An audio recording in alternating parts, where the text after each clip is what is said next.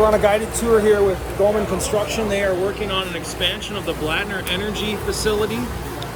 This is a 50,000, how big is the square footage for the expansion? 72,000 square foot expansion. So commercial job site. We got our job boxes here with the morning keg of coffee, tool belts.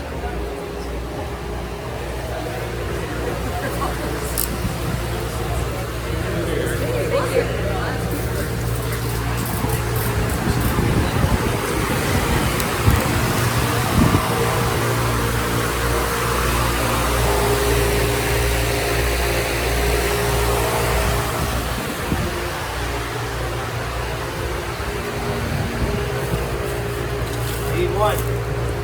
Never mind. We're not short. We're not short, we need one, right? Yeah. Take mine. Yep. I'll get there.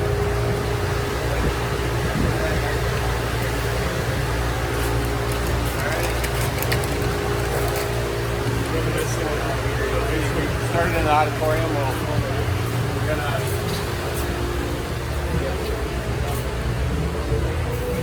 constructed the building. We originally had one elevator that we were installing, and throughout the thought process and as the building developed onto the third and fourth floor, we added a second elevator during the process of construction. So that's one of those things, design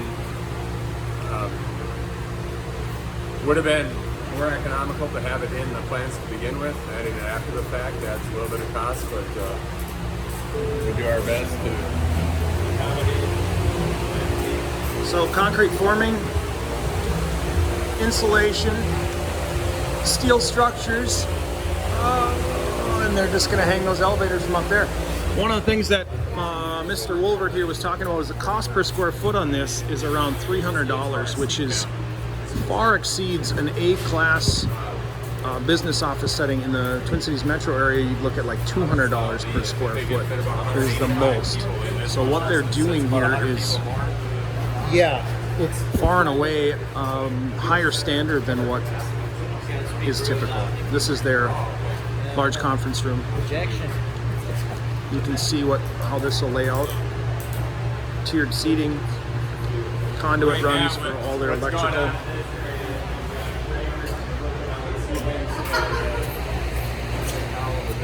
Is working on how to serve air in this particular environment and not have noise interrupting what's going on the stage. So that's all being designed and thought through, and it's a design build mechanical contract, they call that. So they're in charge of what happens in here as the prime mechanical contractor. So they're not only just hired to install it, they're designing it, they're working with an engineer that'll draw up the plans that they advise them on.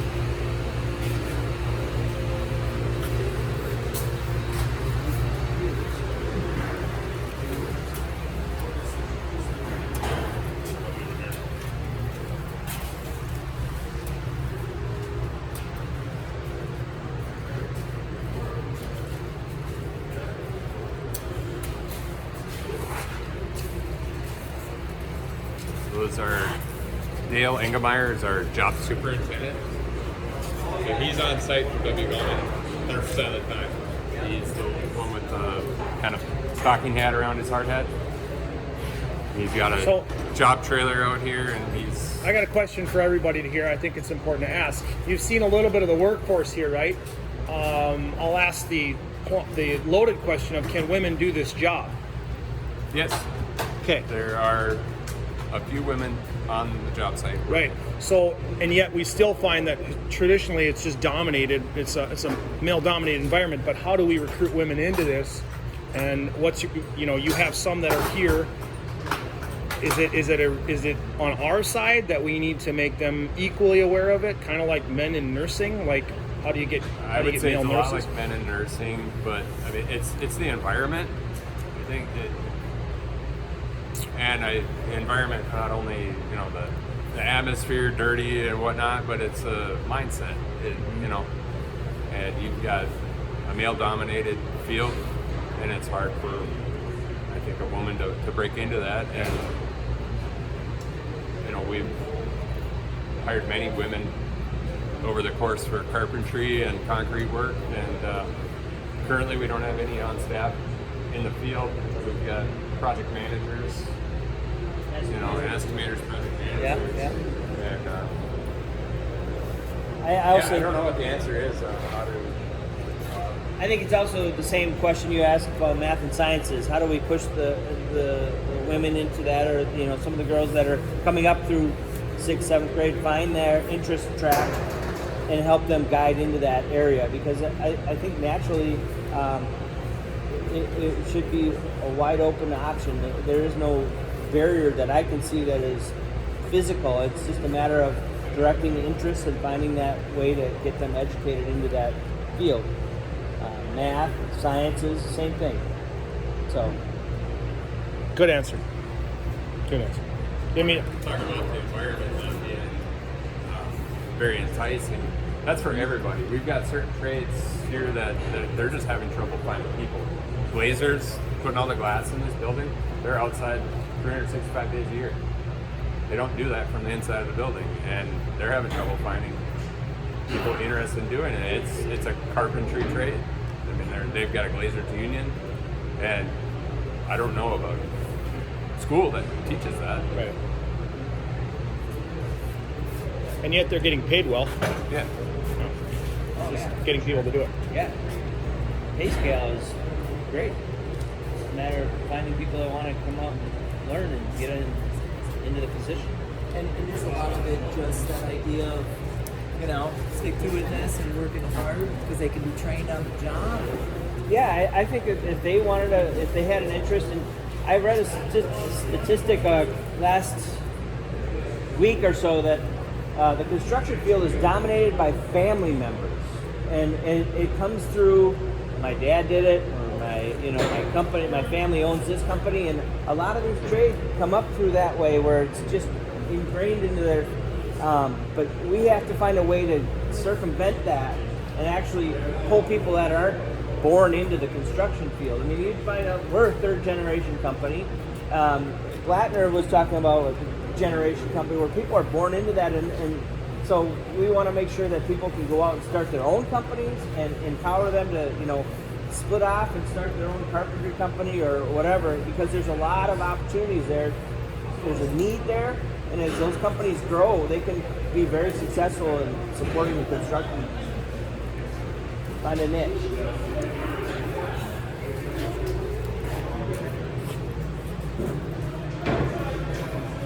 So is this building going to be more traditionally heated and cooled? Yeah, there's no geothermal heat. Nothing here. Or Just there will because be of what solar. you're- We got solar going on the roof that the owners will provide, but we've reinforced under the roofing to support all that.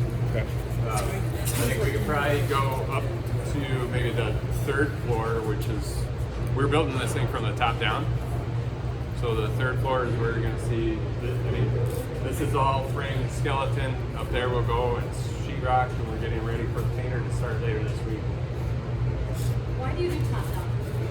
Because otherwise, if we were to, this is actually the most critical space, and they need this area to move into. If we were to finish this area earlier, then everybody's got to truck everything through the building and up.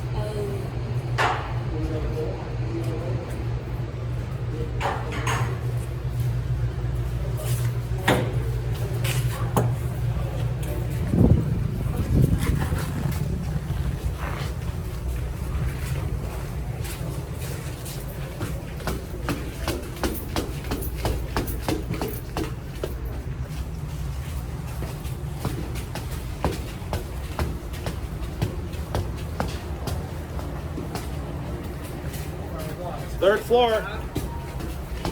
4th floor's got a skating rink right now, I heard.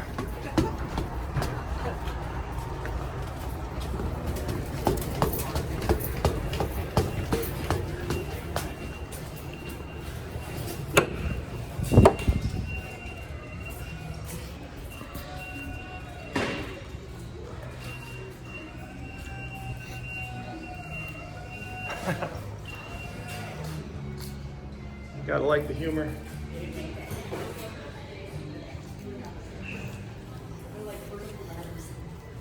You gotta appreciate the humor. over here.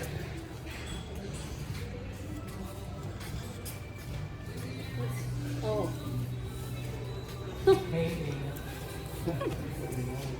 That means it's done. All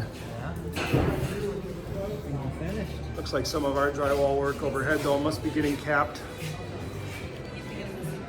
Yeah, so like I was saying, this floor is a lot further along in the process. So there'll be a false ceiling in here, throughout here. There is going to be combinations of soffits, and this area here, yeah, is false ceiling. We talked about the cost per square foot of this building. I mean, there's detail everywhere, and you know, for instance, you'll have a soffit coming out there and just overhanging, jutting out with different layers. Anytime you put curves in anything, it's a lot of money. Or more anyway, right? Yep. So all of this kind of radiusing. So yeah, the designers here love their curves. We've got a lot of curved elements. So as you can see, this has different layers of trades work throughout the site. As you saw, you know, as we go up, you got sheetrock, you got finishing, sprinkler, plumbing on one little floor, and then we might have pure, you know, carpenters building out the frame downstairs. So that they're all layered, but they all have to talk to each other.